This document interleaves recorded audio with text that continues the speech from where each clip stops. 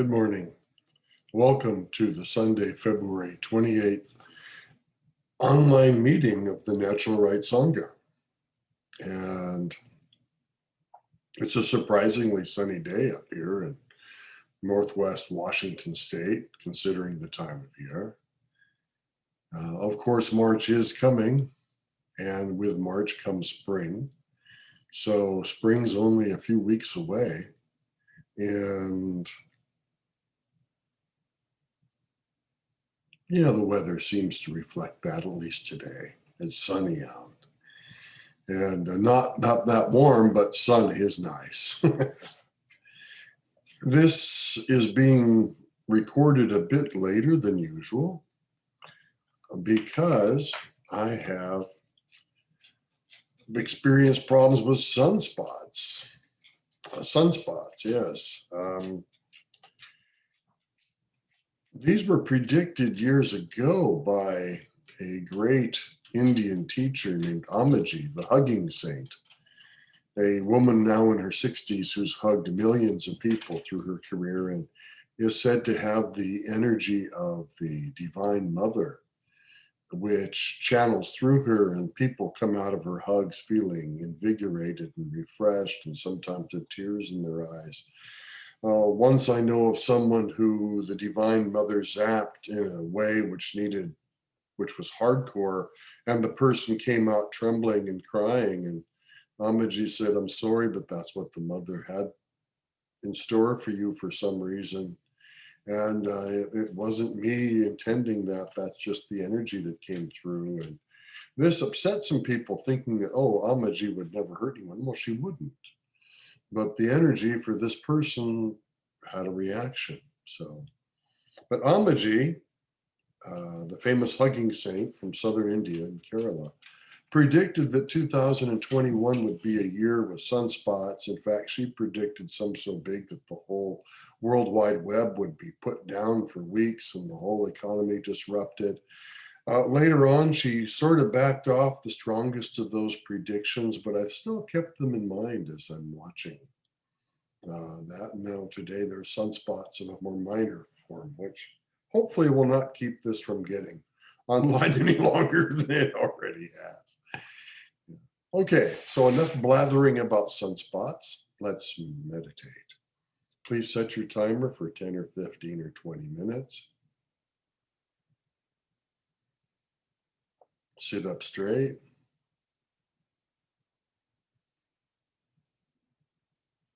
Focus on your breathing. Just the in and the out. Letting thoughts go. And let's begin, and please set your timer so they go off at whatever time you'd like, and then start this up again. So please, let's start, and please turn this off and turn it back on when your alarm goes off.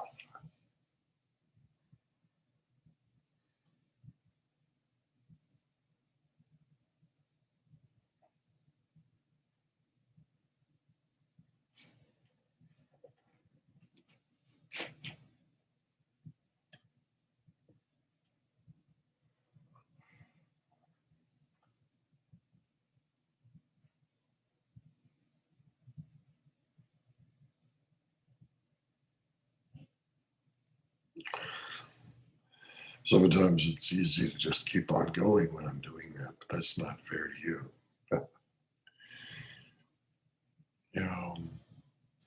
Today, the last day of February, the last president of the United States is giving a speech in Florida in which he claims to still be the president of the United States, and that the last election was a fraud, which, and it seems like a third of America basically believes his claims. Some of the third of America that believes his claims, it turns out, also believe in things like alien lizard beings that are shapeshifters running around and influencing the country and the world, and all sorts of bizarre things. And in the middle of all this, thank goodness, there are still sunny days, and there still are woods, and there still are deer in the woods, and mountains with snow, and oceans that aren't dead yet. And to appreciate those, to enjoy those, and to just endeavor to follow the precepts amidst all the madness seems to be the way to go. What else is there to do? If we do take this madness too seriously, we will succumb to the madness. As my friend Ananda Bodhi likes to say, when you get into a heated argument with a fool and people walk by and take a look at what's happening, they see two fools arguing. Well, yeah. Jesus said, don't cast your pearls before swine. If you think you know better, but the other person is totally unwilling to see it or get it, walk away. Maybe present your facts and then just walk away and let it process as it will. And interesting developments happened with the US military, which in some ways relates to our precepts. I believe that over half of the 82nd Airborne Division declined to take the COVID vaccine. They don't trust it. They felt it unnecessary and they declined it. Normally, believe me, the Army does not give you a choice. I still remember being lined up in basic training in Alabama, full in the hot sun, lining up out there, and the nurse comes out with a giant needle about this big and this thick and says, "Are they ready, Sergeant?" And half the guys almost fainted, but I kind of sensed it was a joke, and it was. They do it to everybody. It's a horse needle, and it wasn't for us. But we got like 8 injections in one day because we in the Army needed to be able to go to anywhere, whether they had yellow fever, typhoid, or whatever. So we got all these. For the next day or two, the drill sergeants took it easy on us because a lot of us were just laying in the bunks groaning because of our bodies reacting to all this stuff. Well, with the COVID vaccine, for some reason, it was judged to be voluntary in the military, whether you needed to take this or not. Possibly because it was called experimental, possibly it's provisional, possibly it hadn't, I don't know why. But over half of the military chose not to take it. Now, much of the military does have a right-wing slant on things. This is very true. At least as much of the general population, and maybe even more than the general population, which is why in the last election that over half of them voted against Trump shows how badly he had done regarding relations with the military during his time as president. How many of them, though, would have heartily agreed with what happened on January 6th and and agree with the fact that they think that Biden won an illegal election and shouldn't be president? I don't know. My guess is 5 to 10% probably believe that.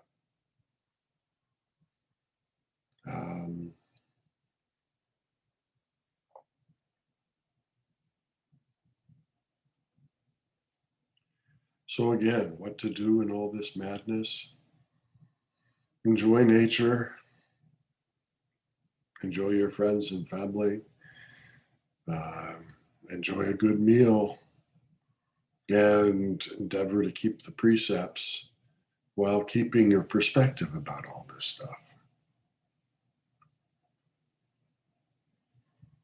Your precepts are a great thing to fall back on. Just reading them can remind us of a better perspective about things and more understanding about things, which is their point in part, yes? Behind me over this shoulder is the picture of the Buddhist temple in Thailand that I sometimes use. This one is Wat Songkhatan. It's upriver from Bangkok proper on the Chao Phraya River ferry near one of the last stops near Nonthaburi. You go underneath the big bridge and you get off, and it's about a quarter-mile walk. Bring a sun umbrella on a hot day. But beautiful grounds, and so many temples in Thailand have beautiful grounds.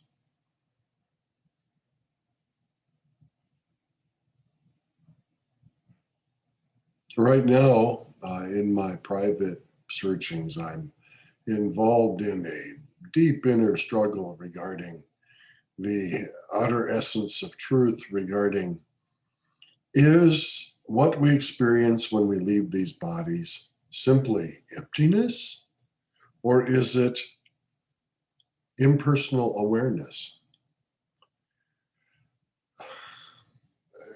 Again, this probably isn't a big deal um, as far as, once we're gone, according to this philosophy. But even though it is against the feelings of one of the people I've considered a mentor for years, I'm leaning right now towards the impersonal awareness as being the base of everything. And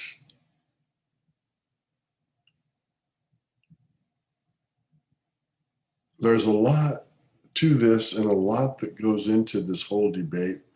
And if you'd like to hear more of this, please let me know. I can go through it point by point and go into why it matters. And basically, one big reason the interpretations on these things matter is if they're taken the wrong way, they can result in a very nihilist philosophy, a nothing matters philosophy, which would allow you to do anything you wish to do and not feel bad about it because everything is okay and nothing is wrong. Well, this is the way that some teachers have taken the teachings, and they're running rampant, stealing money, ravishing women, raping women in some cases. And they all think it's okay because everything's okay. Nothing matters based on their belief. And yet, other people will talk about how the Buddha was known as the compassionate one and how a true understanding of the teachings results in a person who is compassionate and has no interest in stealing money or ripping people off or ravishing a bunch of women, and certainly not forcing themselves on any men or women.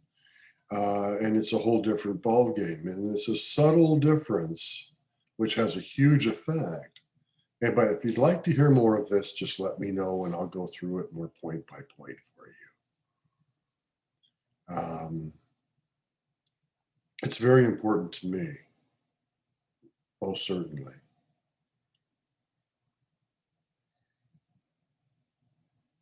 So let's do this.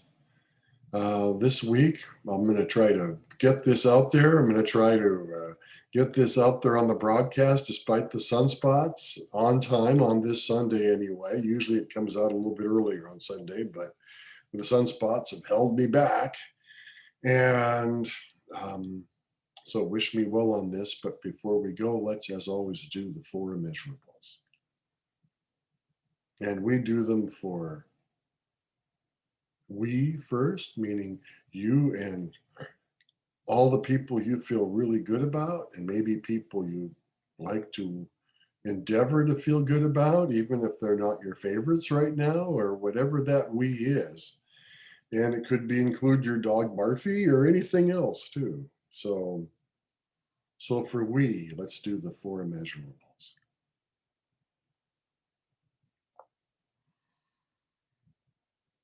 May we have happiness and the causes of happiness.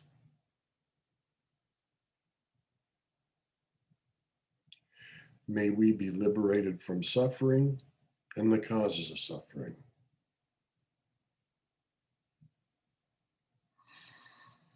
May we never be separate from the happiness that is free of sorrow.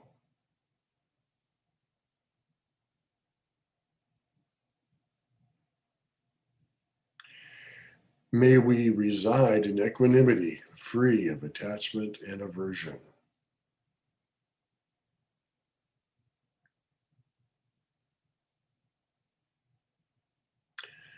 Okay, now let's do it for all. All. Yeah? All people, all beings, the planet, rocks, trees, whatever, all. Yeah?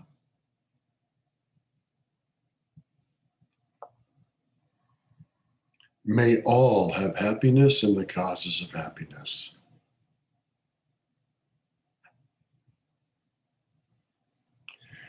May all be liberated from suffering and the causes of suffering.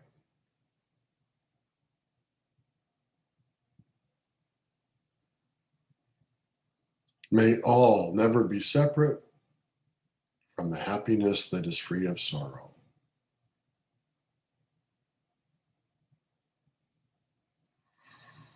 May all reside in equanimity, free of attachment and aversion.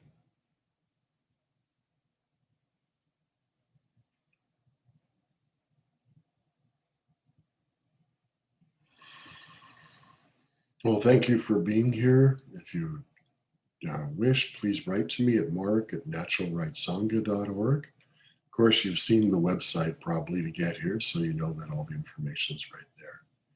But hey, have a blessed week and best of luck in your endeavors to uphold the precepts. Blessings.